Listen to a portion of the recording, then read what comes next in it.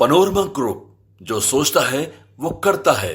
ये बताइए कि इन 11 वर्षों में आपने बिहार को विकास कार्यों के लिए कुल कितना बजट दिया और गुजरात को आपने कितना बजट दिया, क्या दिया? बिहार में पिछले 11 वर्षों में और 20 वर्षों से आपकी एनडीए की सरकार है, आपने कितने उद्योग धंधे लगाए? बिहार में आपका कुल निवेश आपने कितना किया? कट्टा, कनपटी, बंदूक, दुनाली, सिक्सर, इसकी बात कर रहे हैं। बिहार के युवा सबसे अधिक रेलवे में जाते थे, उन्होंने एक बार भी रेलवे की सारी नौकरियां समाप्त कर दी। नमस्कार, आप हैं न्यूज़ फॉर नेशन पर। मैं आपके साथ अभिजीत सिंह। बिहार विधानसभा चुनाव के आज चुनावी प्रचार का आज आखिरी दिन है। ऐसे में लगातार तमाम नेता हैं वो चुनावी प्रचार करने जा रहे हैं। तो वहीं आरजेडी के राज्यसभा सांसद संजय यादव ने प्रधानमंत्री नरेंद्र मोदी से आज आखिरी दिन सवाल पूछते होने जा रहे हैं और कह रहे हैं कि इन 11 सालों में जो केंद्र में सरकार है तो आज तक बिहार को कितना बजट दिया है और गुजरात को कितने बजट दिए हैं, इन तमाम सवालों को पूछते होने जा रहे हैं और कह रहे हैं कि उनके पास कोई मुद्दा नहीं है बताने के लिए, इसलिए वो इधर उधर की बातें हैं वो कर रहे हैं, कट्टे की बात कर रहे हैं। और क्या कुछ कर रहे हैं आरजेडी के राज्यसभा सांसद संजय यादव प्रधानमंत्री नरेंद्र मोदी से क्या सवाल पूछ रहे हैं, छोड़ जाते हैं उनके पूरे बयान। देखिए, आदरणीय प्रधानमंत्री जी 11 साल से प्रधानमंत्री हैं, 20 साल से बिहार में उनकी सरकार है। अगर उनकी कोई उपलब्धि रही, क्योंकि उनकी कोई उपलब्धि 11 साल की ऐसी नहीं रही कि बिहार वासियों को वो ये बता सके कि उन्होंने बिहार के लिए क्या किया है। पहली बार हमारे प्रधानमंत्री जी से कुछ सवाल हैं। आदरणीय प्रधानमंत्री जी, आप ये बताइए कि इन 11 वर्षों में आपने बिहार को विकास कार्यों के लिए कुल कितना बजट दिया और गुजरात को आपने कितना बजट दिया?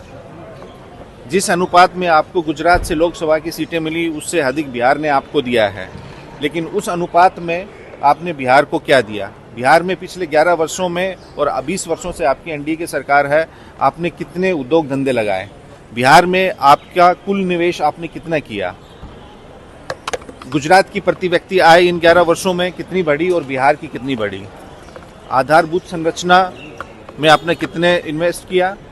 आपने शिक्षा और स्वास्थ्य के क्षेत्र में बिहार में कितना इन्वेस्ट किया?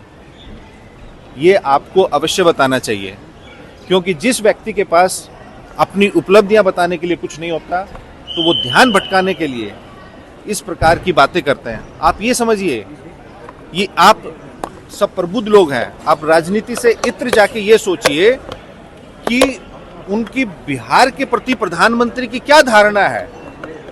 वो यहाँ कट्टा, कनपटी, बंदूक, दुनाली, सिक्सर, इसकी बात कर रहे हैं।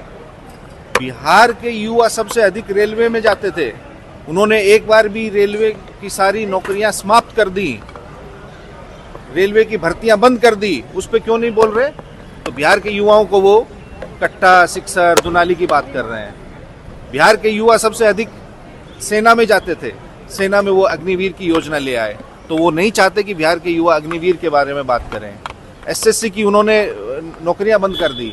और ये झूठ की खेती करने वाले लोग, 11 वर्षों में इन्होंने 1 करोड़ नौकरियां पूरे देश में नहीं दी और वो अपने सो कॉल्ड मैनिफेस्टो में कहते हैं कि हम बिहार में देंगे।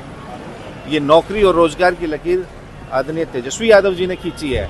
तो वो तेजस्वी जी के किसी भी सकारात्मक मुद्दे पे बात करने की बजाय, प्रधानमंत्री जी हों या उनके, आप देख रहे हैं चील कौवे की तरह हेलीकॉप्टर उड़ रहे हैं, उनमें जितने भी लोग यहाँ राजनीतिक पर्यटन करने आए हैं उनको जवाब देना चाहिए कि उन्होंने कितनी बिहार में नौकरियां दी, कितने कारखाने लगाए, कितने उद्योग लगाए, पलायन रोकने के लिए क्या किया, गरीबी, बेरोजगारी, महंगाई रोकने के लिए क्या किया। जो ज्वलंत मुद्दे हैं, जो जनता के मुद्दे हैं, उन पे आदरणीय प्रधानमंत्री जी बात नहीं करते। क्यों नहीं करते? क्योंकि उनके पास देने के लिए कुछ नहीं है। वो खाली हिंदू मुसलमान की बाइनरी के अलावा वो यहाँ भी प्रयोग नहीं चला। तो अब वो इस प्रकार की भाषा, क्या एक प्रधानमंत्री जी को इस प्रकार की भाषा शोभा देती है? माना वो उस पद पे बैठे हुए व्यक्ति नहीं है, पद है, एक पद की गरिमा होती है, अपनी नहीं तो कम से कम उनको पद की गरिमा का ख्याल रखना चाहिए। राजनीति आनी जानी चीज है। कल को जो हमारे आने वाली नस्लें हैं, पीढ़ी हैं, वो सोचेंगे कि हमारे देश में एक ऐसे प्रधानमंत्री होते थे जो सार्वजनिक मंचों से कट्टा, दुनाली, सिक्सर की बात करते थे। और रही बात सिक्सर की, वो तो हम तो देखे कि वो लालू जी से लड़ते लड़ते वो आरा के छोटे मोटे गायकों से लड़ रहे हैं। अब कौन गायक क्या गा रहा है, और ये उनकी जो पार्टी में है ना प्रचार कर रहे हैं वो लोग गा रहे हैं।